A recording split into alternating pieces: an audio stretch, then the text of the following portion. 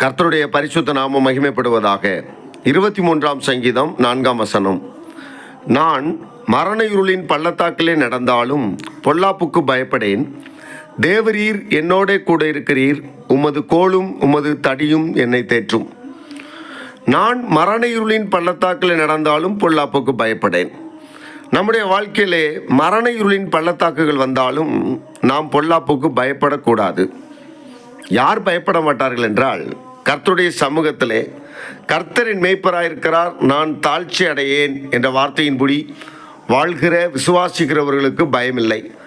மரண இருளின் பள்ளத்தாக்கு என்றால், நாம் சில வேளைகளில் காட்டு பகுதியிலே நடந்து போகும் பொழுது இருளான பகுதி, எந்த வெளிச்சமும் இல்லை என்று சொல்லும் பொழுது அந்த இடத்துல ஒரு நெருடலாக இருக்கும், கொஞ்சம் பயமாக கூட இருக்கலாம்.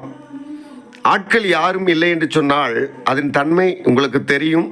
ஒரு இருட்டு பகுதியிலே நடந்து போக வேண்டும், எந்த லைட்டும் இல்லைன்னா என்ன சூழ்நிலை என்பது நமக்கு நன்றாக தெரியும். இந்த வசனத்திலே சொல்லப்பட்டிருக்கிறது, நான் மரண இருளின் பள்ளத்தாக்கிலே, பள்ளத்தாக்கு என்கிற இடத்திலே கல்லுகள் முள்ளுகள் உள்ள இடங்களிலே எந்த வெளிச்சமும் இல்லாமல் நடந்தால் எப்படி இருக்கும், நாம் விழுந்து போகும்படியாய் மரணத்தை சந்திக்கும்படியான ஒரு காட்டு பகுதியிலே நடந்தால் எப்படி இருக்கும், அதே போல நம்முடைய வாழ்க்கையிலே நமக்கு விரோதமாய் வருகிற பிரச்சனை மரண இருளின் பள்ளத்தாக்கு போல வந்தாலும் நமக்கு பயமில்லை. ஏனென்றால் ஆண்டவராகிய கர்த்தர் நம்மை நடத்தி கொண்டு வருகிறார்.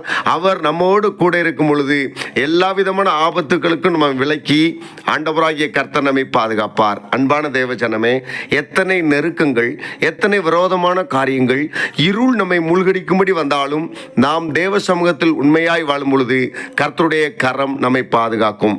உங்களையும் கர்த்தர் பாதுகாத்து நடத்துவாராக. ஆமேன்.